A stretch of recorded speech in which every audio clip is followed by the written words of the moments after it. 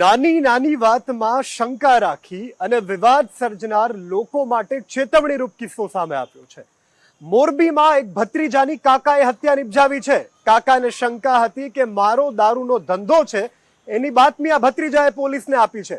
સુરેન્દ્રનગરથી હનીફ ભટ્ટી નામના યુવકની તેના સગા કાકાએ 4 લોકો સાથે મળી હત્યા નિપજાવી છે। પોલીસ ગુનાની તપાસ કરી રહી છે। શું છે આ ક્રાઇમની ઘટના, જોઈએ અહેવાલમાં।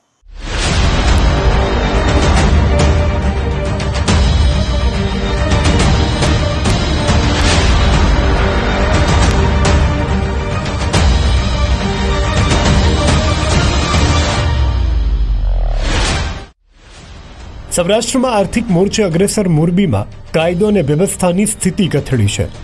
મોરબીના કેટલાક વિસ્તારોમાં માથા ભારે તત્વો દ્વારા મારામારી અને હત્યા સહિતના ગંભીર બનાવોનું પ્રમાણ વધતું જાય છે। શોભેશ્વર રોડ ઉપર આવેલા મફતિયાપરા વિસ્તારની એક વાડીમાં હનીફ ભટ્ટી નામના યુવકની હત્યા થઈ। 21 જૂનની સવારે પિસ્તોલથી ફાયરિંગ કરીને ભય ફેલાવ્યા બાદ હનીફ ભટ્ટી પર ઉપરા છાપરે તીક્ષ્ણ હથિયારના ઘા ઝીંકવામાં આવ્યા। મૃતક 35 વર્ષીય હનીફ મૂળ સુરેન્દ્રનગરનો વતની છે અને લગભગ એકાદ અઠવાડિયા પહેલા છૂટક મજૂરી કરી ગુજરાન ચલાવવા માટે મોરબી પહોંચ્યો હતો। આ હત્યા કેસમાં 4 આરોપીઓને પોલીસે ગણતરીની કલાકોમાં ધરપકડ કરીને જેલના સળિયા પાછળ ધકેલી દીધા। મૃતકના સગા કાકા એવા ફારૂક ભટ્ટીએ તેના પુત્ર રિયાઝ ભટ્ટીની સાથે સમીર પીરજાદા અને નિઝામ દિવાન નામના 4 ઈસમોએ મળી હનીફને છરીના ઘા મારી મોતને ઘાટ ઉતારી દીધા। મૃતકના કાકા ફારૂક ભટ્ટી દારૂના વેચાણ સહિતના ગેરકાયદે કામમાં સંડોવાયેલા રહ્યા છે, જે અંગેની બાતમી હનીફે પોલીસને આપ્યાની શંકા રાખીને કાકાએ જ સગા ભત્રીજાની હત્યા કરવાનો પ્લાન ઘડ્યો। અંદાજે 35 વર્ષીય હનીફ ભટ્ટીની હત્યા થતાં પરિવારમાં પત્ની, 3 દીકરી, 1 દીકરો નોંધારા બની ગયા છે। 4 આરોપીઓએ હત્યાના ગુનામાં ઉપયોગમાં લીધેલી સ્કોર્પિયો કારની સાથે જ ગેરકાયદે પિસ્તોલ, તીક્ષ્ણ હથિયારો મોરબી પોલીસે જપ્ત કરી આગળની તપાસ હાથ ધરી છે।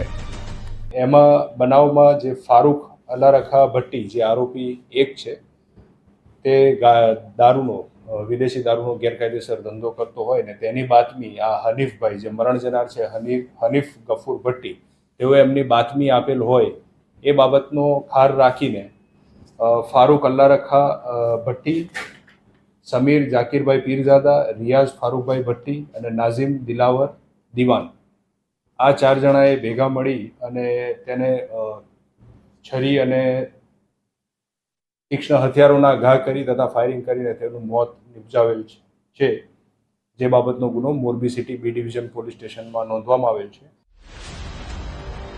મોરબી પોલીસે હત્યારા પિતા, પુત્ર ફારૂક અને રિયાઝ ભટ્ટીની ટેકનિકલ પુરાવાના આધારે સુરેન્દ્રનગરના થાનગઢ નજીકથી ધરપકડ કરી।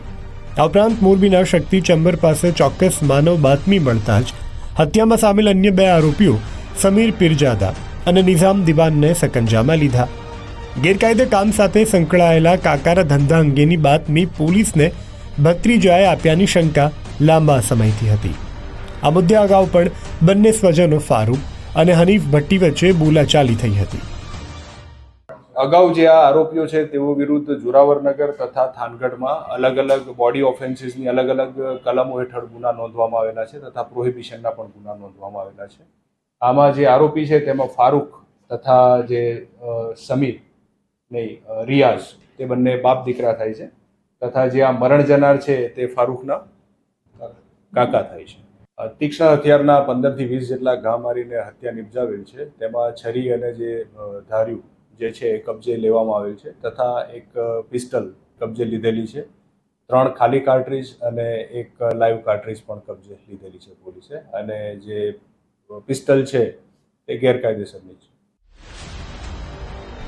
મોરબીમાં નવો જ રહેવા ગયેલો હનીફ ભટ્ટી ઓરડીમાં એકલો જવાથી રેકી કરી 4 હત્યારા ષડયંત્ર રચીને પહોંચી ગયા।